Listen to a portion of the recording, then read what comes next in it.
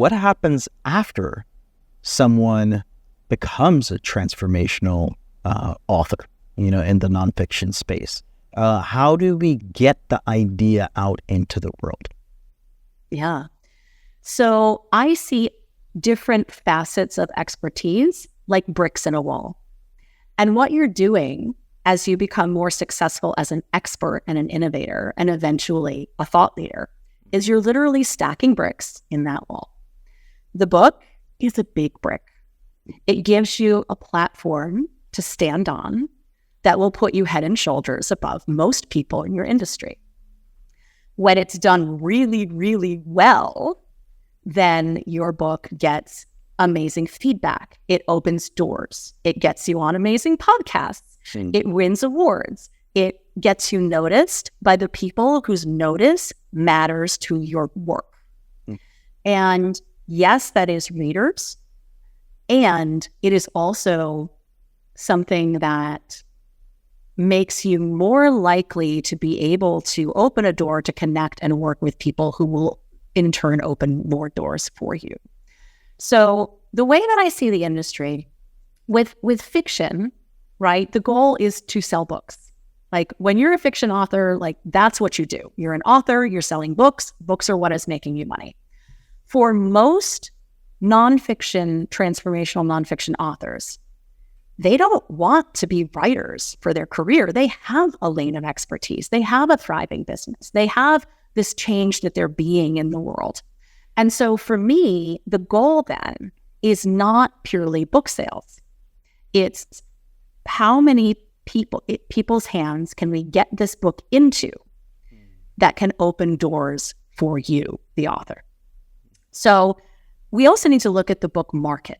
Because people, despite all everybody's fears around, books are going to die and nobody does long form content anymore. That's bullshit, quite frankly. Books are being consumed at a higher rate than ever before, particularly since the pandemic. And paper books still outsell ebooks for. Oh, wow. Yeah. I did not know that. So, but it's true. Cool. Audiobooks are also a high up and coming share of the market, but they're not dominant. So, that said, in 2021, there were 2.2 million books published, of which about 1.8 or so million were self-published or published non-traditionally. And I consider myself a non-traditional publisher because I'm not taking rights and royalties from my clients. We are a service provider and we're not purchasing people's IP. I think it's an important distinction.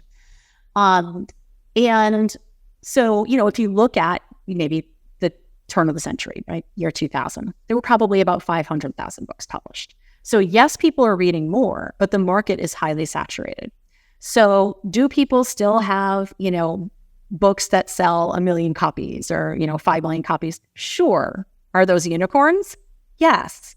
For most people, selling that many books is not a lucrative or reasonable marketing strategy. Instead, I would rather see my clients get their books into 10,000 hands of people who will buy from them, who will recommend them, who will join them at events, who will invite them onto their podcasts, because that's going to create an ROI that is massively outweighs book sales. Yeah. And books to me in that way are a tool to connect with the hearts and minds of people who need your information. I also think that there's a groundswell component. So many people focus just on book launches. Like, we got to do this whole thing for my book launch. And, your book's still going to be around 6 weeks after it's released. It's not coming off the market. It's not going anywhere. And the best books, I think, take on a life of their own after a certain amount of time. And if you look at, Eckhart Tolle's book, The Power of Now, right? It became a bestseller 5 years after it was released. It takes time for people to actually consume the book in order to start talking about the book, in order to start recommending that their friends read the book, in order to leave actual informed reviews for the book. All of this takes time.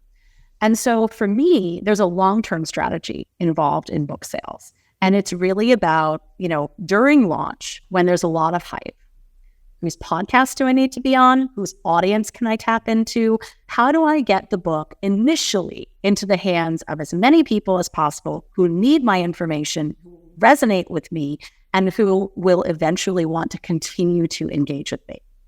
The long-term strategy is leveraging the book to open doors for greater and greater speaking opportunities, media opportunities, visibility opportunities.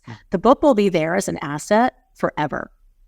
And so it becomes this sort of encapsulated package, this beautifully wrapped present of your expertise that you can then hand off to anybody that you meet, anyone that you encounter, anyone that you connect with, and say, this is me, this is what I do.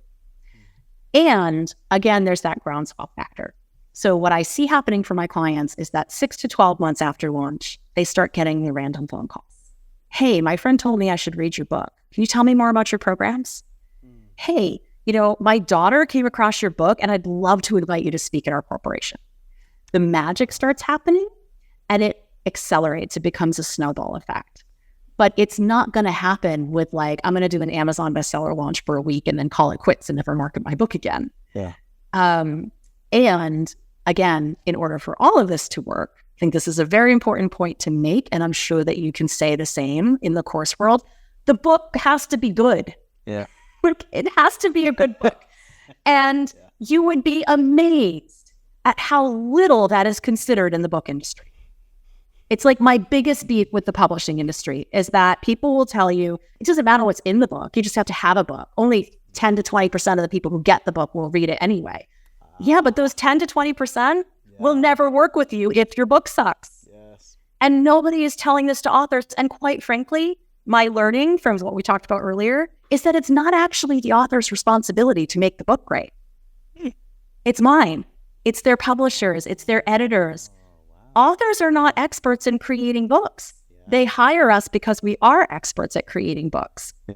I tell my clients this all the time. It's your job to provide the material, to give me your all, to put your heart and soul into it, to be raw, to be vulnerable, to be transparent. But actually making the book good, that's what you hired me for. That's my job. And can people do it on their own? Absolutely. Does everyone have that skill set? No. But it's something that is so rarely talked about in the publishing industry, but it makes all the difference. No one's going to tell your friends about their book if it didn't do anything for them. Yeah. And I think it's just a huge disservice to authors to not talk about that, because it's not a judgment about the quality of their ideas.